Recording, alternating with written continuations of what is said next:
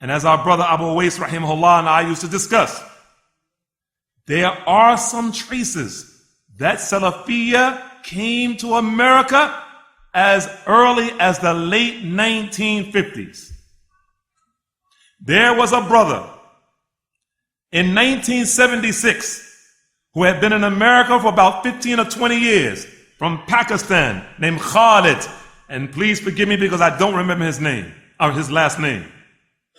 It was clear to me after embracing and ascribing to Salafiyah myself in 1982, walillahi alhamd, it was crystal clear to me. It's crystal clear to me now that he was Salafi and had been upon Salafiyah before I met him in the 70s. It's crystal clear that there were Muslims who came from the Gulf states, from Kuwait, and from Saudi, and even Yemen, and for some reason weren't prolific in promoting Salafiyah as such, but they were calling people as students in universities, calling to as Salafiyah. It's crystal clear that in the 60s, there were people from Lebanon and Syria who were inviting people to Salafiyah. One of them, who I haven't seen in 15 years, but I have been corresponding with him for the past day or two, Abdullah M. Makawi, now Dr. Abdullah Makawi, Hafidhahullah, who's living there in Riyadh. He had a magazine, and that magazine, it was in Arabic. Unfortunately, when I contacted him by email, he said, similar to myself, a lot of those documents have been lost or destroyed. Unfortunately. But that newspaper called El Hijra, when they were in Syracuse, New York, they produced this book, this magazine, I should say, El Hijra magazine, in English. And this was one of the first magazines, like our brothers in the UK, who had magazines and periodicals, who were inviting people to Salafiyah. And in those days in the 70s, our slogan, as it was written on the cover of this magazine in Arabic and English, was three things: At-Tawheed, Al-Ittiba' and At-Tazkiyah. This is our call. At-Tawheed, Al-Ittiba' and At-Tazkiyah. We call to Tawheed, that is Al-Asma wa Sifat, and Uluhiyyah, and Rububiyyah, and Al-Ittiba', to follow the Messenger of Allah, sallallahu alayhi wasallam. And At-Tazkiyah, meaning to strive to make our hearts and our souls pure by the help of Allah subhanahu wa ta'ala. But as time went on, and Salafiyah began to grow, and this particular copy is November 1985.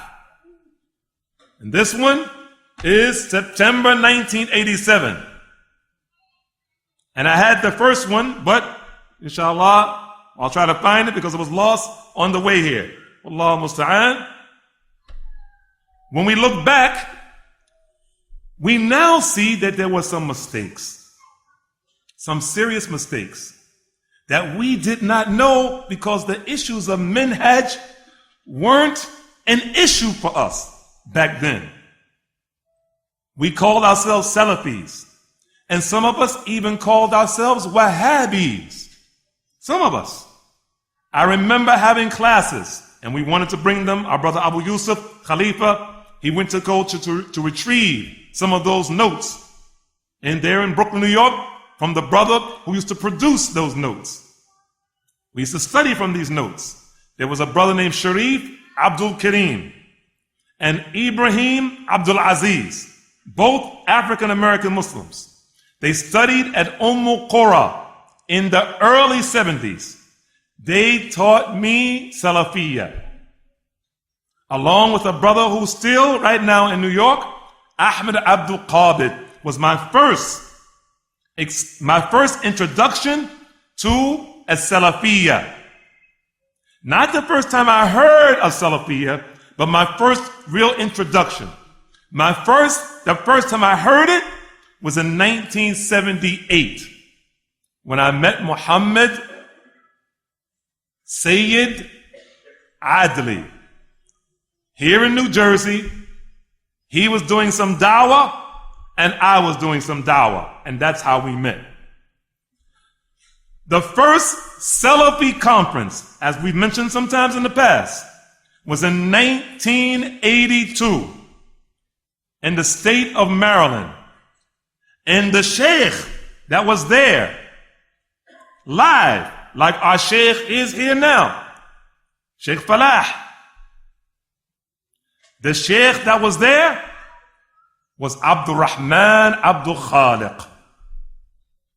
Now, that doesn't raise the eyebrows of many of you here, because once again, most of you, as we said in the beginning, your introduction to Salafiyah was the mid to late 90s. Most of you. And you've already testified to that by raising your hand or saying yes. So we're talking about almost 30 years ago. In Hanover or Landover, I believe Hanover, Prince George County, whatever which one is in there. Hanover. It was Landover, Maryland. We had some cabins. Abdul Rahman Abdul Khaliq, who was one of the contributors to this magazine. We didn't know. We would call him the Salafiyah though. He was with us for an entire weekend. In that Salafi conference, QSS, Quran and Sunnah Society, 1982. I was there. Our brother Rahimahullah was there. Jamal Zarabozo was there. Ali Tamimi was there. Idris Palmer was there. And a host of others who have gone away from Salafiyah. And this is why in the beginning we had you learn the dua. What's the dua, brothers? Can you say it? Ya muqallib al-qulub, thabbit qalbi ala dinik. Why? Because we look at another newspaper, Huda. Some of the brothers say, yeah, I remember that. Huda newspaper. This one is what is it? No date.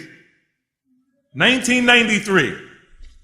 Is there anybody here who knows who started this newspaper? Anybody know the brother's name? Huh? You say Khalid? You say Khalid? Nah. Anybody know? Comes from New York. This newspaper comes from New York. Muhammad Jibali? No. Huh? Imran Hussein from Guyana. He's the one who started this magazine with some other brothers, but he's the actual founder of this magazine. Ya muqallib al-qulub, thabbit qalbi ala dinik. O controller of the hearts, make my heart firm on your deen obedience. Imran Hussein a few years ago, what did he do at Eid? What did he do? Anybody know? He denounced Salafiyah. I'm no longer part of this. It was a waste of time. He's the one who started a magazine upon Salafiyah. No longer exists. We open up the newspaper. We're talking about the history of Salafiyah in America. We find Huda centers. And it got larger and larger and larger, and we have some of them right here. We'll just give you a few examples.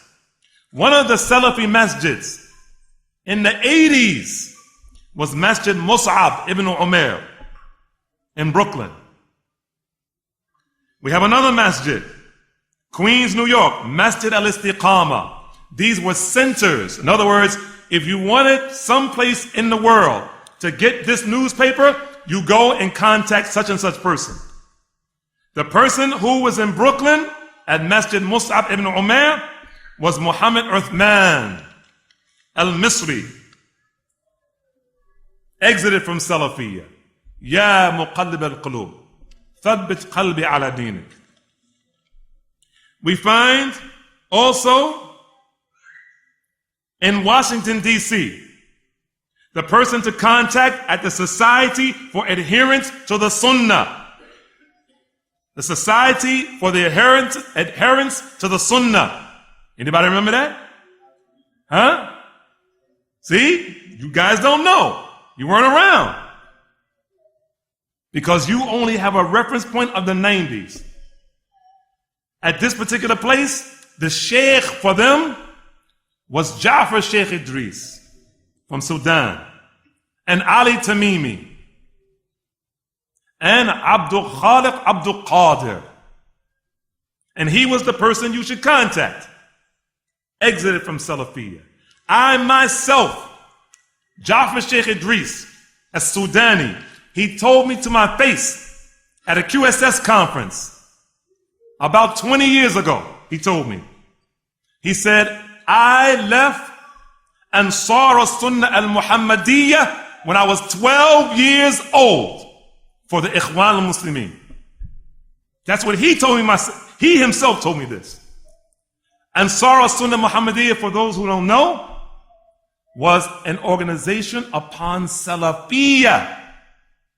Ansar al-Sunnah al-Muhammadiyah in Sudan and in Egypt.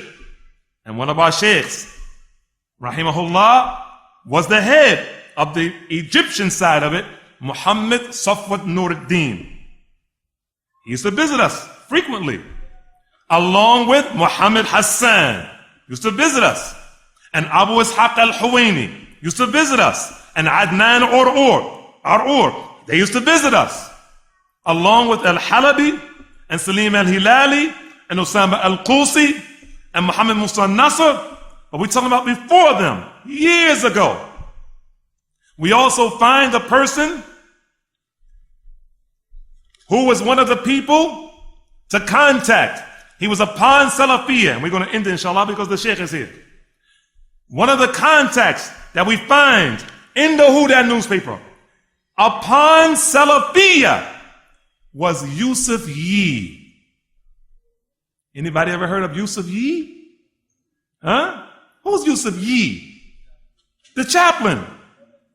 The Japanese American brother. Right? Remember him? Guantanamo Bay? He was a reference for Salafiyah. Look at him now. Ya muqallib al-qulub, thabbit qalbi ala dinik.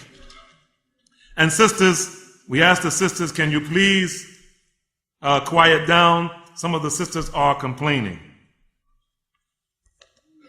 The Muslim Creed. Any of the brothers remember this? The Muslim Creed. They claim to call the Salafiyah. But in reality, they're an organization of which we know, those who know, because those who know, know. Those who don't know. Abu Usama al-Dhahabi used to work for them down in Florida. The Muslim Creed. Who are the backers and founders and supporters and the affiliates of this group and this magazine? Jama'iyya, who? Ihya Turath, who are based in the country of our Sheikh. He knows them better than we do. Sheikh Falah in Kuwait.